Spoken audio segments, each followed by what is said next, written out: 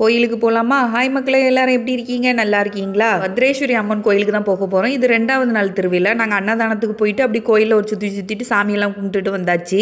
பத்ரேஸ்வரினா பத்ரகாளி, பார்வதி, பராசக்தி, சிவனோட ஒய்ஃபை நம்ம சொல்லலாம். இந்த கோயில் என்னோட ஃபேவரட்டான கோயில். இதுக்கும் எனக்கும் ஒரு சென்டிமெண்ட்டாக ஒரு கனெக்ஷன் இருக்குது. அது ஏன்னு சொல்லிட்டு நான் வீடியோட லாஸ்ட்டில் சொல்லியிருப்பேன். இந்த கோயிலுக்குன்னு ஏதாவது கேட்டால் என் ஹஸ்பண்ட் விழுந்து செய்கிறது நீங்கள் நோட் பண்ணியிருக்கீங்களா? உங்களை விட உங்கள் ஹஸ்பண்ட் தான் ஃபஸ்ட்டு சாப்பிட்டு முடிப்பார். அப்படியே கோயிலுக்குள்ளே போனோம். இன்னைக்கு அகண்ட நாமம் ஜபம் நடந்துட்டு இருந்துச்சு.